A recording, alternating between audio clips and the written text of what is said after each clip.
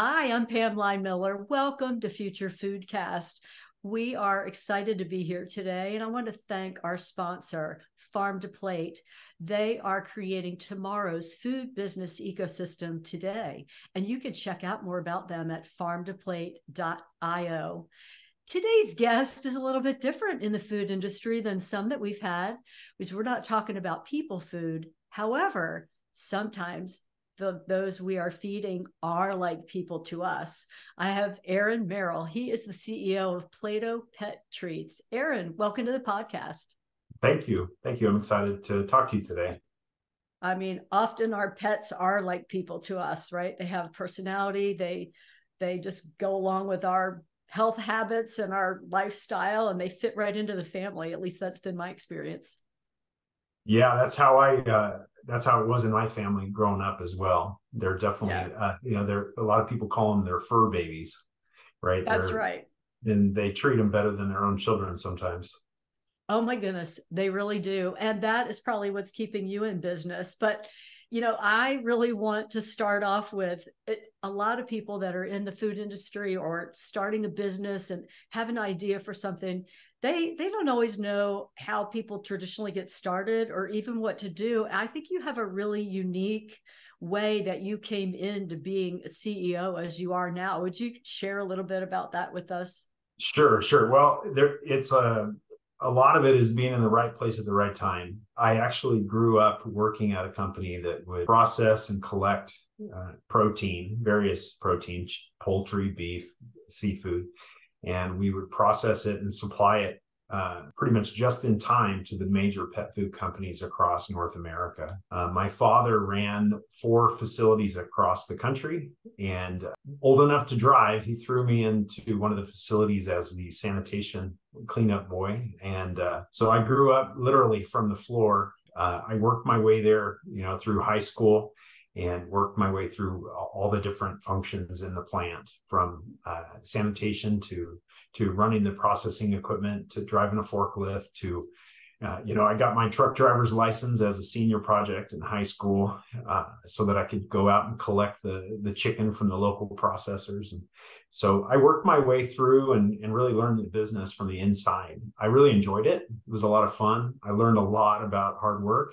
I learned a lot about the business. I was working in the lab, running analytical testing on protein from all of our facilities. And I got involved with our vendor assurance program, quality control, HACCP plans, all of those types of things. And then I got involved with dealing with setting up raw material orders and dealing with all of our suppliers. So I really had kind of an education in the entire pet food industry, dealing with the customers and everything. I paid my way through college working for this family-owned company. And while I was doing that, the owners of this company had also been involved in another business.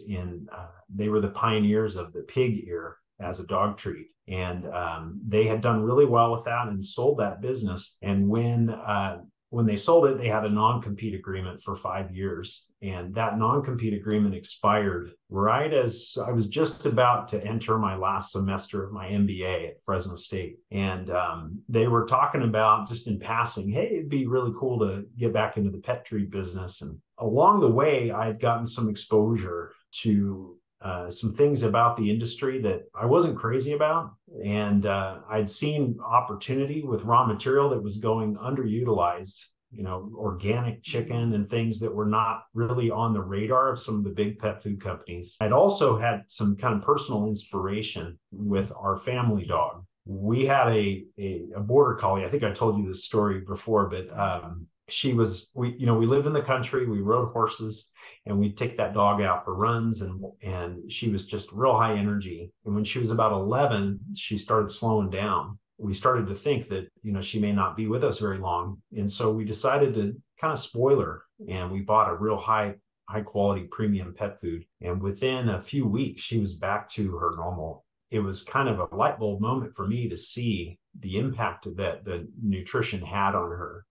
And so it really, made me wonder, what if we'd been feeding her that way all along? And the intersection of that, along with the fact that I'd seen some of the things that some of the big boys had done, that I thought, in the pursuit of pricing efficiency, they'd reduce the quality of the raw materials they were using. That bothered me. And so when I had this opportunity to throw an idea across the owners of the company's desk, brought those two ideas together to take what we had experience, knowledge, contacts in the raw meat business, to take that and leverage it and take the quality of that raw material and make a product that was nutritionally superior and clean ingredients, something that I would feel good feeding to my own pet. And so I was inspired by, when I was in the MBA program, we read the book Good to Great by Jim Collins. And he talks about an idea called the hedgehog principle, which is focusing on what you can be uniquely the best at. And I kept thinking about the raw material, the protein that we were going to such great lengths to collect and to maintain freshness in, and all of these things. And, that was essentially what the pet food companies were using to make the product nutritious and palatable for the dog. We were supplying the good stuff that went into the pet food. So why not make a product with all of that quality and nutrition? So I kind of stuck my nose in their business, the partners, and threw an idea at them. And they said, they asked me to put together a business plan. And so I was able to get a professor to help me put something together. And I basically came up with a concept, and I still keep it by my desk today, which was essentially high quality, fresh meats, basically simple, clean ingredient deck that would be easy to understand, that you might, be able to make yourself in your own kitchen, and use a production process or method that would maintain that, cook all the good stuff out. And so that's basically what I put in front of them. I call it my Shark Tank moment.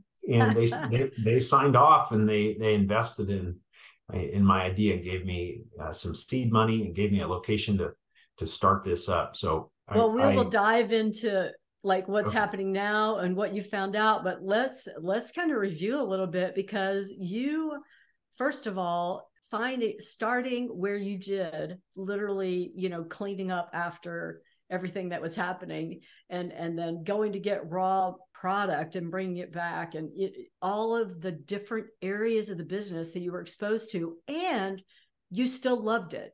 Like, you were either gonna love it or not love it, but you loved it. And so that was kind of that discerning time where you're like, I really kind of like this. But then you also saw the other indicators out there that didn't really sit with your personal moral compass, as far as, we can do better in the nutritional area. We don't need to necessarily cut some corners that are being cut. There's another level of product that you can make available to the consumers, and let the choice be theirs for what they'd like to give to their pet. But based on your personal experience, you saw the benefit of that higher level product, or that higher nutritional level product. And how exciting that must have been. I think it was like very serendipity situation, that the founders, the timing, the fact that you were able to get a business plan together, and they invested. So you had money, you had a place.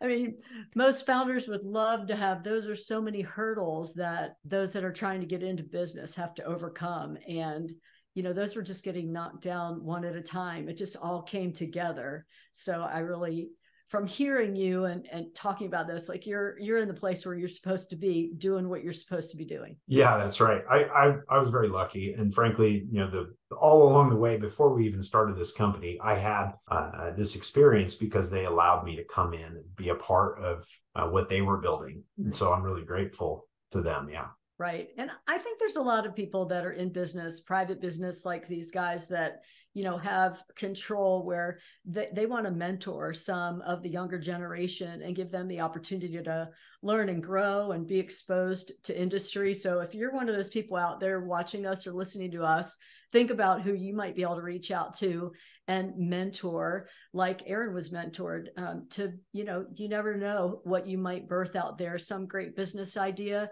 something to make, find a niche in the market to make things better for a certain product line, whatever it might be. Just want to be encouraging with that. Well, so you worked your way through this whole process, and you knew you wanted to do something better, but then you also figured out a way to process this raw material that people hadn't done before. Yeah, and that was another one that was pretty serendipitous, right? Yeah. So I didn't know a lot about different production processes, but I dove in. I knew what I had to work with as far as investment capital. I looked into a bunch of different processes, and I really just tried to go to school about what's the best way to make a product. I looked into options like freeze drying and baking, and I ended up settling on the jerky type air drying process as the best sweet spot. It was also what we could afford, believe it or not. But and then I was able to steal my mom's dehydrator out of the pantry and start playing with stuff at the lab at the plant, and that's kind of how we got our start. One of the other investors and partners in the business, he's been in the pet food industry basically since he was born. His family had a pets. They still have a pet store that's operated by his sons today, but it's been in operation in Southern California since 1946. And he was a partner in this business, and he owned a pet specialty distribution company down in Orange County, California. And he was really instrumental in helping me figure out what we needed to target as far as our offerings, because he had the perspective of being a retailer and a distributor. And we were able to test products in his store in small scale. And that was a really neat way for us to figure out what we needed to do. Oh, get exposure to the customer through his store. So that was like your test market. Yes. Nice. What a great idea. Like I said, right place, right time. Exactly. So many wish for that, and see, it happens out there. So you borrowed your mom's dehydrator, and because this is a process that, home kitchens, like I still dehydrate fruit, or now we use, air fryers and, some of the newer technology that's available. It's the same process. It's just more popular now because they called it something different. So, but that's really what you base this on. Yeah, believe it or not, I'm a big fan of Alton Brown's show, Good Eats. Okay. And I studied and did my homework on how to make the best jerky. And in the episode about jerky, he talked about how lower temperature dehydration is actually the best to preserve the flavor and the nutrition in the meat. And so that was kind of an operating principle that I wanted to apply to whatever we ended up doing. Okay. And so the dogs are the beneficiary. This has got to be just really tasty treats that you're providing. You're preserving the quality, you're doing the flavoring because you're doing the lower temperature when you process them, and all of that thought is going into that. Do you eat some of this product? I have. Yeah, I have. I was just thinking they sound good enough. Most people would not eat what they were feeding their dog. However, in your case, definitely. Yeah. I've tried not to make a habit out of it too much. So my wife will not mind my breath, but. Well, you're actually trying to quantify, what the benefits are of this process that are happening right now. And you hope to get some results so that you can actually have data to back things up. Yeah, we are very lucky once again to be working with a group of food scientists on a study we're actually commissioning that we're hoping to be able to publish a peer-reviewed white paper that would speak to the efficacy of air-dried products relative to the competition from a nutrition standpoint, from a palatability standpoint, and then we can also make the case about sustainability with our process relative to some of the competition. Okay, very nice. So those of you that are watching and listening, stay tuned for Plato Pet Treats and what they might have coming in the future, because we are in the fall of 2023 right now. So it depends on when you listen to this podcast.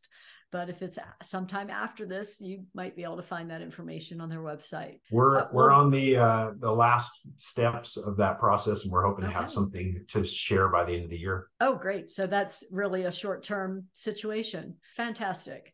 Well, what else is happening at Plato Pet Treats? Or you have more than just Plato Pet Treats, first of all. I know that's the brand that some of us who have dogs might recognize going into the pet, to buy at the pet store, but you also have other avenues for your product. Yeah, Plato is really our brand that we started from the Plato. very beginning. We also launched another brand called Furry Republic, which we're really excited about. We've got Cute that name. in a few other channels. And then in the last few years, we branched off into private label and contract manufacturing. And we also supply protein ingredients to the pet food industry, just like. So you have several different channels where you're providing products or materials to the industry.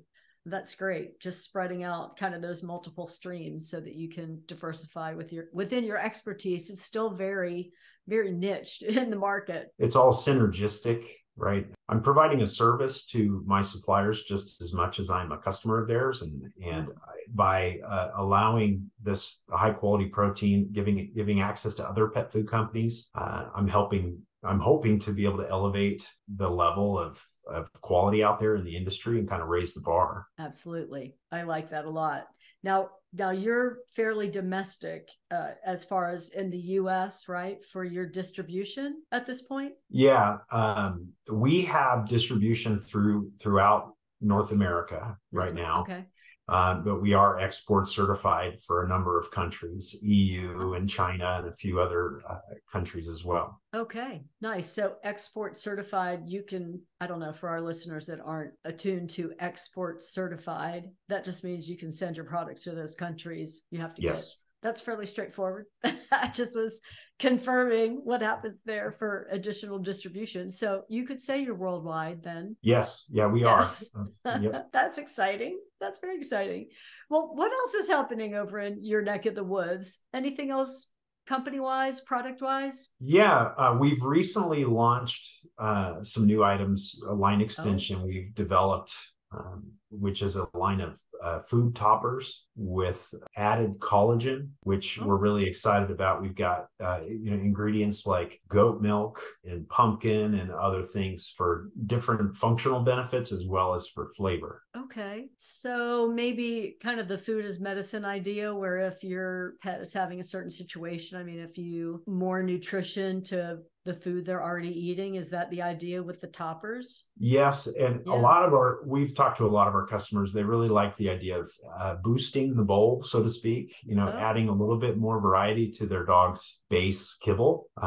Adding, and as well as getting their dog to eat when they want them to eat, right? So at the end of the day, that's pretty basic, but yes. I know. Yeah, they can be finicky sometimes, can't they? So I'm sure they have their preferences for what's happening there. Well, you shared with me also, I delve into this too much earlier, other than saying, you are doing what you're doing because you were just led to do that, knew you could do better, saw the better quality ingredients that you could put into your product. But you also really have kind of a philosophical view about the business that you're involved in. And I wonder if you could share that with us, kind of a cycle idea. Sure. Yeah. So a few years back, I actually read another book called Start With Why by Simon Sinek. And it was challenging to me to think back about all the values and the decisions that we had made over the years and why we made some of the choices that we made.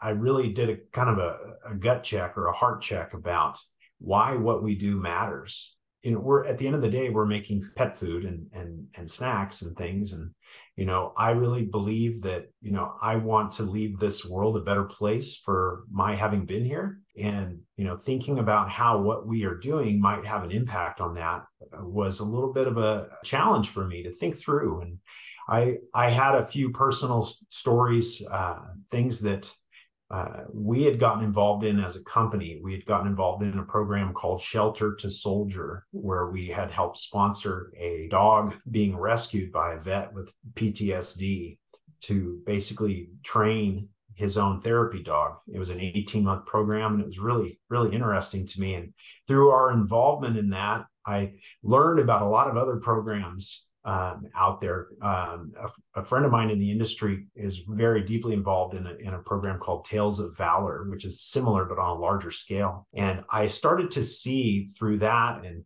the Search Dog Foundation and some of these other areas in the pet food world where pets were being used in ways that people hadn't imagined before to basically improve the lives of humans in our society. And it really started to come clear to me that really what we are doing, care and energy and effort we put into blessing our pets, the more they reflect that blessing back to us as a society in ways that we're still uncovering and discovering as a culture. Pet ownership today is very different than it was when I was growing up. You know, pets are members of your family, and that we brought them into our lives in new ways, surprising, and we're seeing the benefits of that. And so I really started to see how I'm basically coming up with a product that people are going to part with their hard-earned money for, to bless their pet. They don't taste it. They don't benefit from it directly, but their pet does. And that pet is reflecting that benefit back to them. And